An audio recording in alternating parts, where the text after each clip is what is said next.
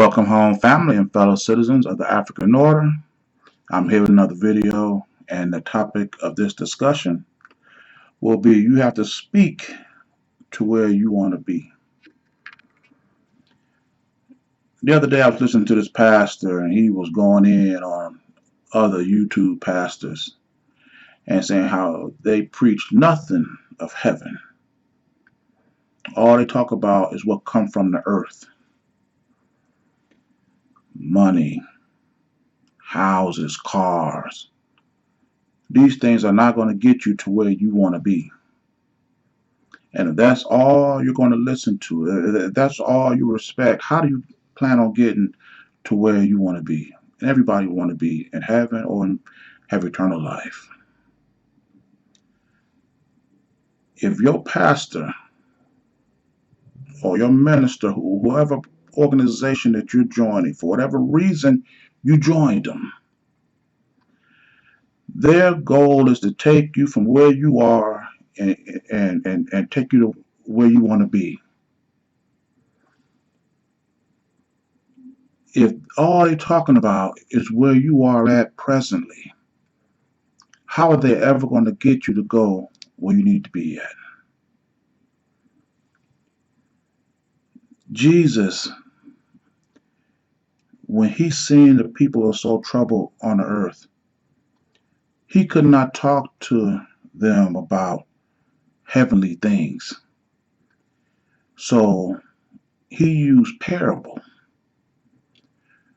to get their minds around embracing a brighter way of life, a newer way of life, a better way of life. This mentality is what I do not see in the black struggle, in our civil rights movement. I don't see anybody speaking outside of the margins of what whites have placed us in. Everything that we want, all our goals, all our ambitions, is set within the margins established by whites and in the limits and time frame that which they determine. I'm listening to T.I. and Roland Martin the other day talking about reparations, but not a word about how to get it. And the conversation went to, well, you did it for the Jews, you could do it for us. Stop right there. This is why it is so important for our people to be mindful of who we have representing us, who we have speaking for us, who we have influencing our people in these conversations. You cannot begin to talk about what other people have done for the Jews if you are not about doing what the Jews did in order to get it.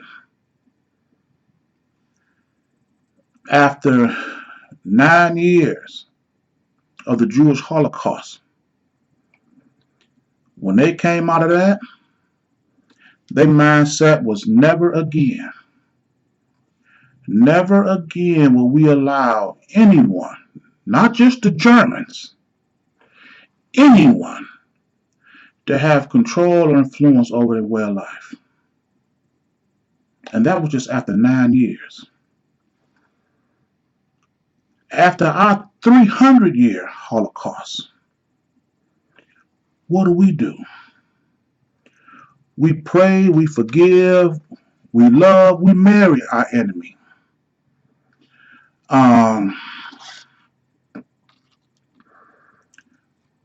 Would Jews or have Jews ever done anything like that for Germans or anybody that they haven't already done for their own? Jews aren't going to do anything for anyone until they have done it for themselves first. We do everything for our enemy that we won't even consider to do for our own people. We don't have the love. We don't have the trust. We don't have the commitment. If you touch one Jew, you touch them all. You offend one Jew, you offend them all. You do anything to any Jew, you done did it to them all. There are businesses that service Jews, and if you don't do exactly what they want to do and the way they want you to do it, they won't patronize you at all. I have seen this with my own eyes. I've had money in hand to buy products and services. And because they did not have a rabbi on site that would okay this transaction, this man was unwilling to perform this duty and then find out that it's something that the rabbis don't agree with. And once that happened, he said to me in no uncertain terms, I won't get not one truck to come through here if this product is not agreed on by the rabbis. And I'm not willing to take that chance. And I asked the guy, I said, do the Jews own this place? And he said, no, they don't. But we get a lot of their business. And if any product come through here that they don't agree with, that could contaminate their trucks that come through here, I won't get none of their business. And I had to take my black rump down the road to somebody else to get the service that I needed to continue on what I was doing. When you look at blacks, we don't come close to doing that. We have no standards.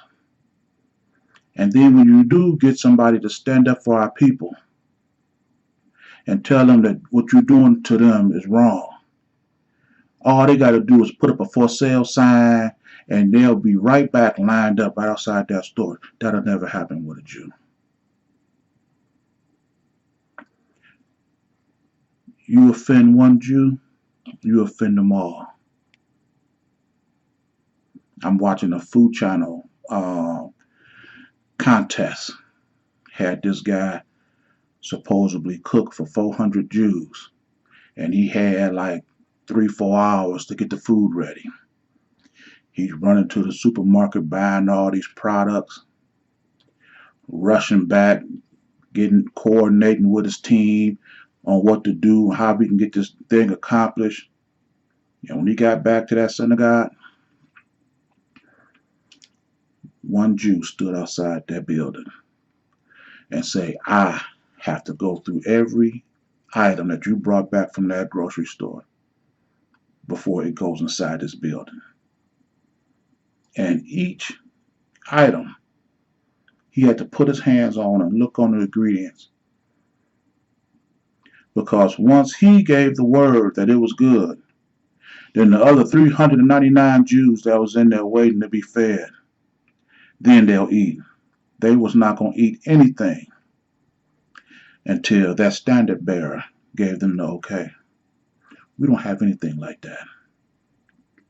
So T.I., Roland Martin, before you say you're going to demand anybody do anything, if you ain't talking about getting unity like that amongst our people, it ain't going to work. And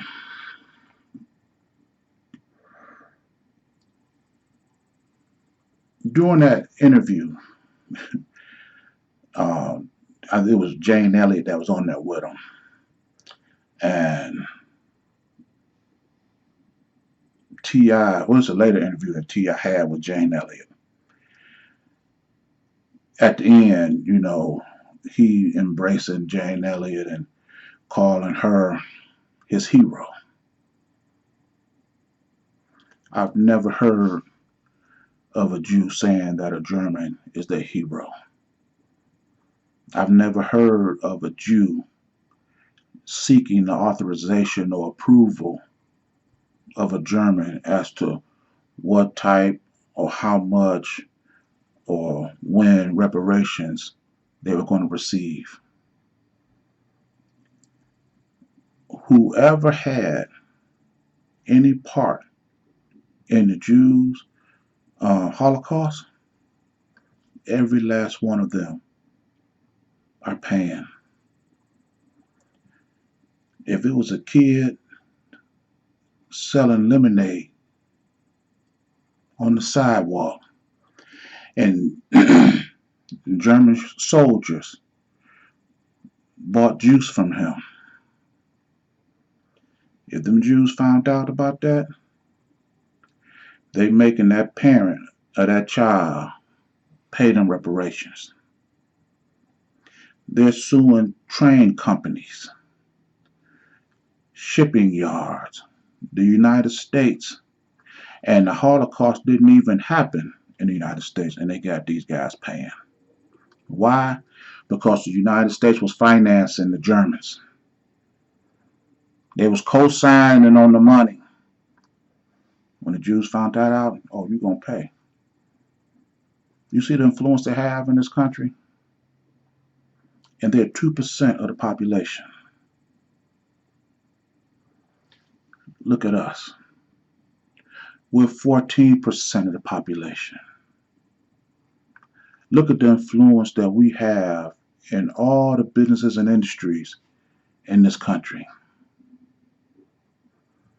If you just took our presence away from sports, Roger Goodell said himself, we wouldn't even have a league if it wasn't for black players. The same will go with basketball.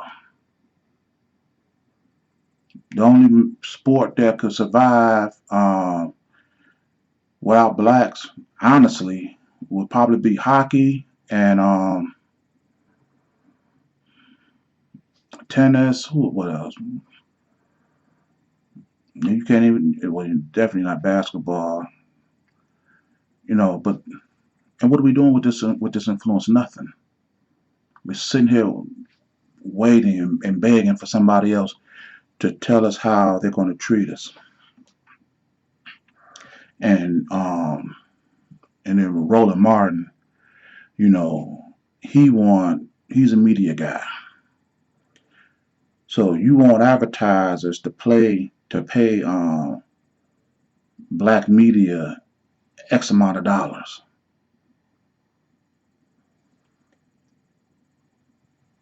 But we spend, as blacks in this country, $1.3 trillion. And if black leaders got our minds right, delivered a message that will get us unified, because individual wealth and power is nothing. We have to get wealth and power as a unit, as a community. If they talked about that, then we would take the $1.3 trillion that we spend right now and compartmentalize that to servicing our needs and industries and interests. And then we can build businesses based on our essential needs and services: food, clothing, housing, create jobs around that. Then when you do that, you take the proceeds from creating and manufacturing and buying and selling our own brands, and we can take that and support our own black media. Out of the $1.3 trillion, anything behind that decimal, that 0.3, 0.25, is $100 billion. So if we spend $1.3 trillion If you took that point 0.3 and took $100 billion off of that, you will have 1.2 billion. And you could take that 100 billion and support your black media in ways they've never even thought of before. And you still will have tons of money left. But instead of doing that, you rather keep buying, promoting white brands and white businesses, and then turning around and asking them to support black media. For what? You spending all your money with them anyway. So what are they going to stop supporting their own white media, and then turn around and then give you money for your black? For what? They know the message coming out of black media ain't going to be favorable to them. What's motivating them to do that?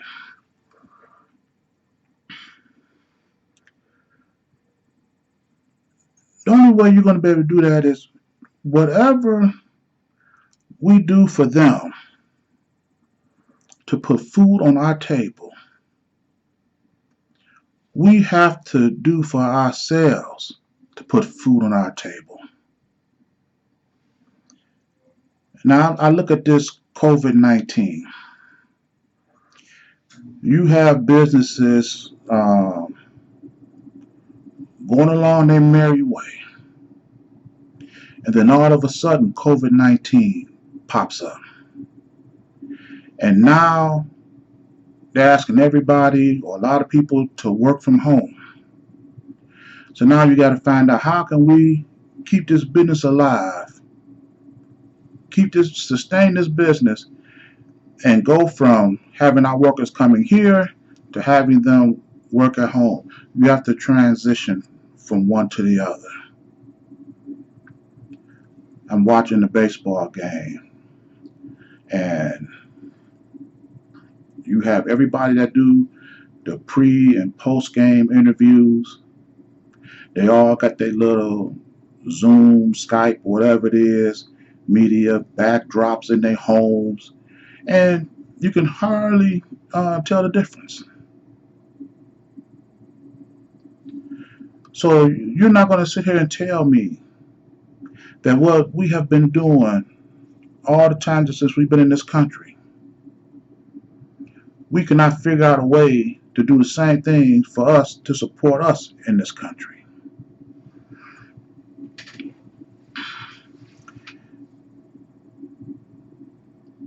The bottom line is this.